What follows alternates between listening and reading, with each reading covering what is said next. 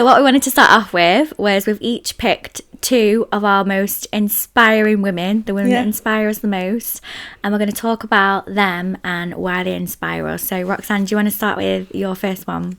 Yeah, so if you're watching the YouTube version, if you see me looking down, it's just because I've got loads of notes on my phone. I'm not being rude. So my first one is Frida Kahlo. We all love Frida. We all love Frida. I absolutely love Frida. So Frida, if you do not know, Frida is a Mexican painter known for her paintings and self-portraits.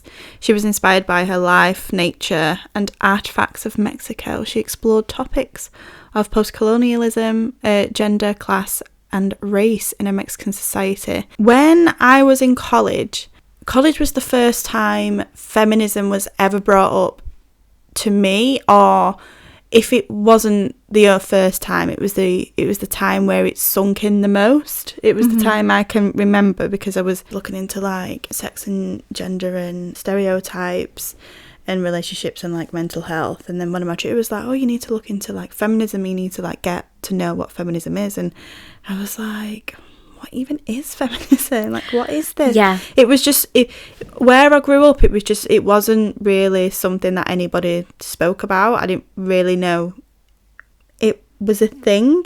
Yeah. Which I think is quite late, really, being, 16, 17, or is it? Yeah, I don't but know, then really. it was like 10 years ago. I feel Oh, like God. I only really started to know about feminism when I was in uni. I feel like. Yeah. I don't know. I feel like it was a gradual thing for me, I reckon. Yeah, I don't know. It was. So then I was looking into feminism, and then I needed to find an artist to link my project to. So I was like, feminist artist. She came And up the obviously top. Frida popped up with her floral head garland, and obviously floral headwear was fashionable then. Oh, it was. Everyone used to wear it to the festivals. So I was like, oh my God, like, who's Frida? And since then, I've been in love with it. Everybody seems to like buy me like Frida things. I have like Frida socks and mugs and stuff like that. I mean, I'm not complaining. She was born in 1907. She was born in a household that she describes as very, very sad. She did have a good relationship with her dad. He would teach her to play sports to regain her strength after suffering with polio. I think she was 6 when she suffered with polio. Back then, sports were seen, especially in Mexico, sports were seen as unsuitable for girls. Oh, But right, yeah. her dad was like, come on. Let's do it. Let's do it. In 1925, Frida Kahlo was in a bus crash and was impaled with an iron handrail that went through her pelvis. It punctured her abdomen and uterus, and her spine was broken in 3 places. She had approximately 32 surgeries across her life for various different things. She had to wear corsets and mechanical stretching systems. That's so obviously sad. a very two traumatic events for what we know of. Having the polio when she was younger, and then being in this bus crash. Yeah. Have you watched the film, Yeah. Frida? I watched it on the way to Australia, and I was just in awe. I was like, wow, she did such a good job, didn't she? Yeah, I think she did a really good job. Amazing. So while she was healing, she painted a lot of her now famous paintings. As mentioned before, she painted about her surgeries, personal experiences, her miscarriages, and her pain. She painted real women and real experiences, and she was very vulnerable with her work. She expressed her life through her art, which is, I think, something a lot of artists can relate to. Yeah. That's something that I found, like, when I was exploring these topics at college, I was finding it very hard to be vulnerable, because I felt like I made the best work when I was being vulnerable, but there were still some things that I was processing. But seeing her process her life through art was like inspiring to like 17-year-old Roxanne. Yeah. So, well, if Frida can do it, so I know. can I. And So I feel can like back then, like, there weren't really many female artists either. Like, No, art like, wasn't really a thing for women to do. No, it was a men's game. Yeah. That's what it was. I remember someone saying as well, I can't remember where I heard this, but someone said if you ask anybody to name 5 male artists, they'll be able to do it like that. But if you ask anyone to name 5 female artists, some people don't even know about Frida. And they're like, I don't know. Yeah. Do you know what I mean? It's like, it has only really, not recently, but like in the last, 50 years or whatever, become like more maybe not even 50. I don't know what I'm talking about, but don't take my word as gospel. But yeah, it's only really becoming a thing now for like women to be artists. And she was like one of the first, wasn't she? I feel. Well, mainstream, yeah. Yeah. I think it was Louise Bourgeois. She was explaining. So she went all of her life as an artist, and she started to get famous when I think she was maybe in like her 70s. And she did this interview, and she was like, if you're an artist and if you're a woman, nobody really gives a shit unless you're dying or dead. And it was something that like really, really stuck with me. And I was like, no, like I'm going to be an artist, and people are going to give a shit about me because... Well, I give a shit about you. Thank you.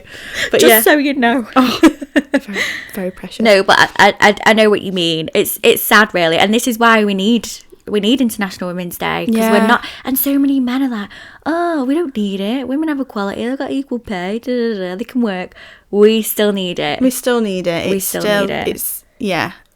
still need it, because like I said, if it wasn't for, because this is it, International Women's Day is really, really good for, is the fact that people do celebrate their favourite like famous feminists or like inspirational women, which then gets other people to be like, oh, I don't know who this person is, let's have a look at this person. Yeah. And it's kind of, and it is inspiring, and you can see people have been through such hardships and the world's been against them, and yet they've pulled through and they've done things, and I find that very, very inspirational. Me too.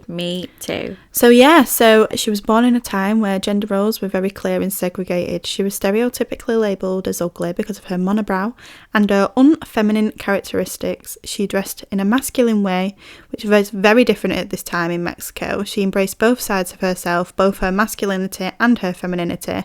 She did not hide a masculine side of her. Instead, she embraced it and actually accentuated it by letting her monobrow grow out and her faint moustache, which back then in the early 1900s was not known at.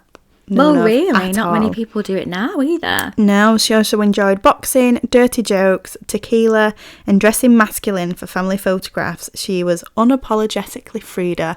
There is a picture, you can Google it, but there's a picture where it's like her and her sisters and her family, and Frida's got her hair slicked back and is in like a suit, and it's just incredible. Yeah. Just like... Her family probably like, what are you doing? And she's like, I am being me.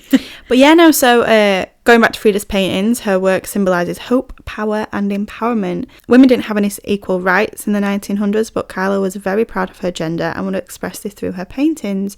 She was very open about her sexuality as being bisexual, and she would often have affairs with both men and women, which back then was not...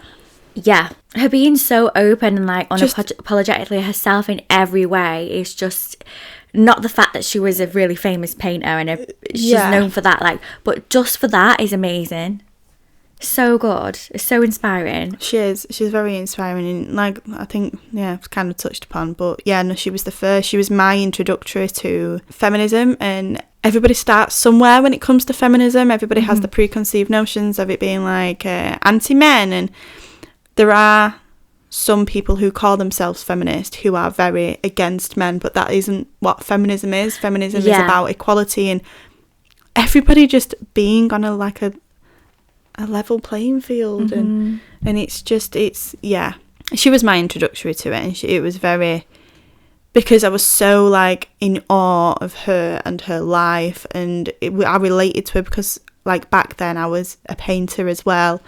It was someone who, it was kind of a very easy way for me to get interested in Frida and to get interested into feminism and to get interested into women's rights and being open and being true to myself, like as a painter, and being like, having someone to look up to and having someone to be like, if Frida can do it, however many years ago.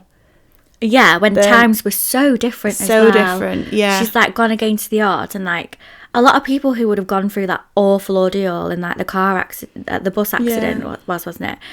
Like they would have just like give up, like, oh yeah, I'm disabled, you know, whatever. Like, but she like pushed through, and even though she had this like big block against her in so many ways, her sexuality, her disability, like her looks, her appearance, like being a woman, she's like done amazing things. It's just so amazing. She is. Oh, I know I say amazing for everything.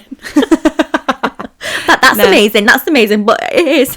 Yeah. I don't use it lightly. I know, I do. She is I think amazing. she's fabulous. And Yeah. bloody fab. Yeah, she is.